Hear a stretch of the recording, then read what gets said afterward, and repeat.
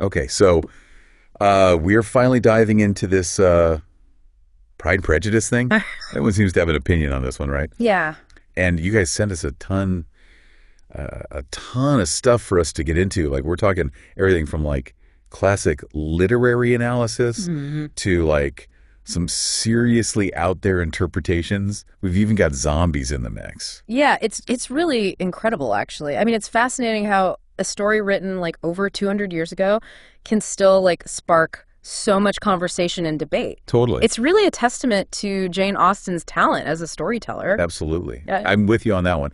But I have to admit, when I actually say it out loud, it is a truth universally acknowledged. Right. Like that opening line always makes me laugh a little bit, you know? Yeah. Like, is it really that simple? Are we really just talking about men who need to find wives? Because even I know Austen, like she was way too sharp to just leave it at that. Exactly. I mean, it's such a great hook because on the surface, it seems like it's reinforcing all those societal norms, right? But underneath that really simple statement is this whole critique of what it was like to navigate the marriage market in like 1813 England.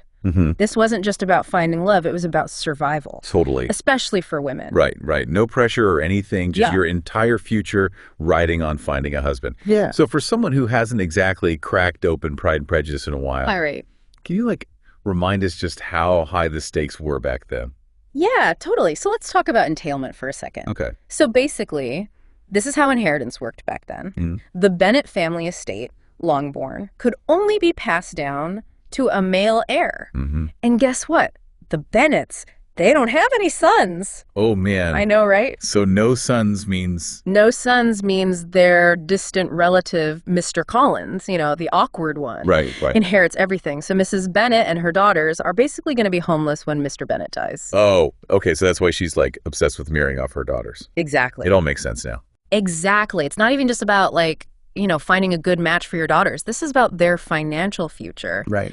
And Austen is so clever because she takes this, you know, this very real anxiety and she uses it to explore all these complex family dynamics, social mobility, and the class system. Right, because you're not just looking for a husband. Yeah. You've got to marry well. And it's interesting because we've got Bingley, Yes. who's like loaded, Yes. but it's new money, right? Yes. Exactly. He made his money through trade. Bingley's new money. Spot on. So that kind of puts him a notch below someone like Darcy, who comes from that old money, that landed gentry. Exactly. It's just another layer of complexity in this marriage market, right? Wow. I mean, Bingley might be rich, Yeah. but marrying into a family like Darcy's, it's the top. That's a whole other level. It's completely different. Yeah.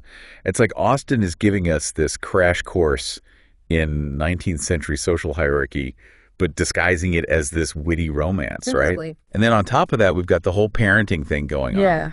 I mean, who lets their daughter run off with someone like Wickham? And that's classic Austen, right? She's highlighting just how important parents are, or sometimes, you know, how a lack of good parenting can really affect a child's future. You've got Lydia, who is so impulsive, and then you've got Jane, who is much more measured. Right. And she's showing us, you know, what different upbringings and different values can do to people and how those play out in the choices these young women make. It's so true. Yeah. And speaking of choices, we have Miss Elizabeth Bennet herself. Yes. Witty, she's strong-willed, and let's just be honest, a little judgmental at times. Yeah. But she's not afraid to turn down a financially secure proposal.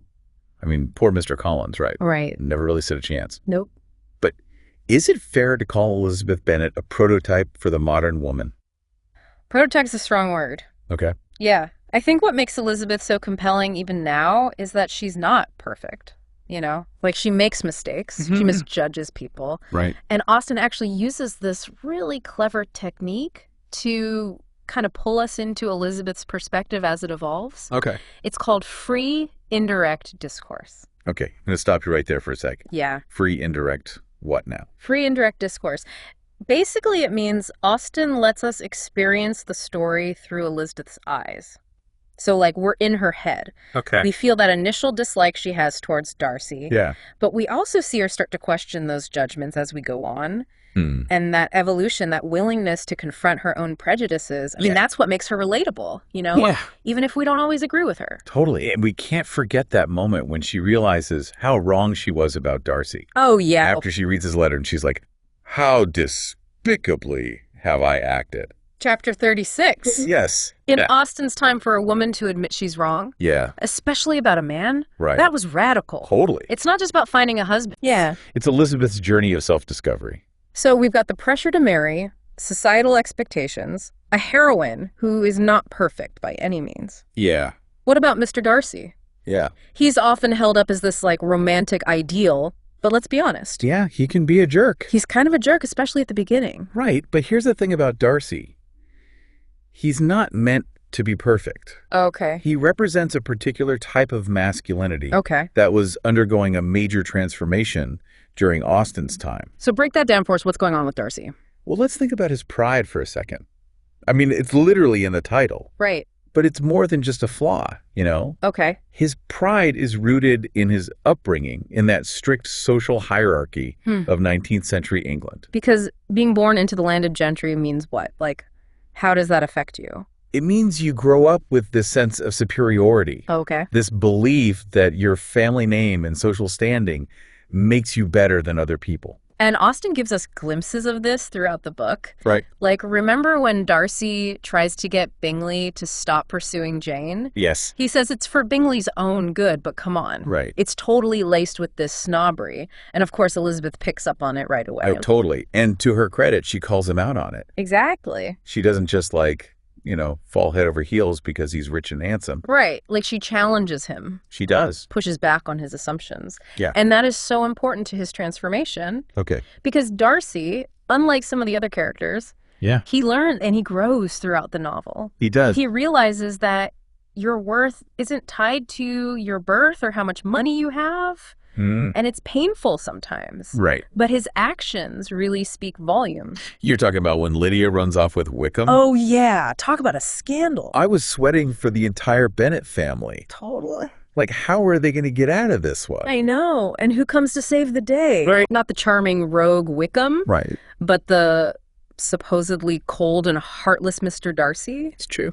He risks his entire reputation. Right. Uses his connections, his wealth, tracks them down. Wow. Resolves the situation. Yeah. And it's not just about love for Elizabeth, it's about honor, responsibility, protecting a family's name, even at a huge personal cost. It's a big deal. Huge. Yeah. And it's those grand gestures. Yeah. You know, the willingness to put himself on the line for the woman that he loves. Yeah. That's what makes him such an enduring romantic hero. Yeah, and the fact that he learns and he changes. Right. He goes from being this judgmental, kind of standoffish guy at that first ball Yes. to someone who is capable of acknowledging his mistakes and fighting for what he believes in. Right. He earns his happy ending. Yes, he does. And that's incredibly satisfying. It really is. So we've got this really complex social backdrop. We've got a heroine finding her voice. We have a hero who goes from kind of stiff to totally swoon-worthy. Yes. But then Pride and Prejudice transcends time. We're talking countless adaptations, reinterpretations. Oh, yeah. I mean, we've got those zombie mashups that we talked about. Yeah. What is it about this story Right.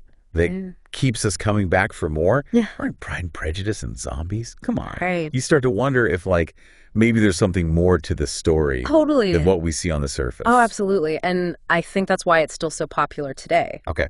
On the one hand, you've got this great romance. Right? But Austen has woven in these timeless themes, you know? Love, class, family, ambition. Mm-hmm. And they resonate with people. Totally. No matter what generation. Yeah, it's like we all have that Aunt Catherine in our life. Yes. Or that Mrs. Bennett who's just a little too invested in you getting married. Exactly. And I think that relatability, Okay. even when it's a character who drives you crazy, Right. it's part of Austen's genius, you know? Totally. She's not afraid to make her characters flawed and complex. Yeah. It makes them feel real. Yes. Exactly. It could be people that we know. Totally. I mean, take Elizabeth. She's our hero, right? Right. But she messes up too. She does, yeah. Darcy has to work to get over his pride. Uh-huh. Even the characters who seem ridiculous, like Mr. Collins or Mrs. Forrester, Lydia's friend, Yeah. they show us a lot Yeah. about the society and the time. It's true. Yeah. It's like this window into a specific time and place, but with these universal truths about being human that we can still relate to, Yeah. even centuries later. Totally. And I feel like that's what makes all these different interpretations possible, you know? Yeah. Like anybody can kind of make it their own. Yes. I think about the zombie thing. Okay. As crazy as it sounds, Right. it plays on this tension that's in Pride and Prejudice already, this tension between order and chaos. Okay.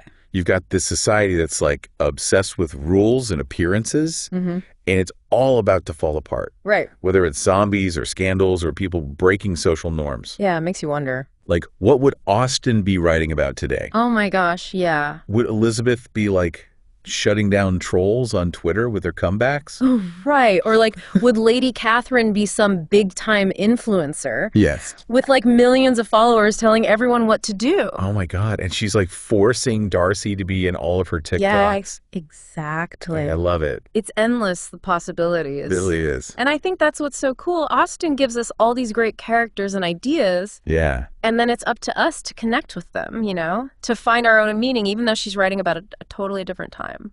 It's like she gave us all the Lego pieces. Yeah. And each generation gets to build something new. Exactly. I love that. So next time you read Pride and Prejudice, Yes. whether it's your first time or your 100th time, like, I hope you see something new, something that surprises you. And maybe you'll even see a little bit of yourself in those pages. And I think that's what's so great about Austen. Even after all these years, she still makes us think and feel. She helps us connect with what it means to be human, with all the good, the bad, and the messy stuff in between. Well said. Thanks for diving into this with us. Of course. This was fun.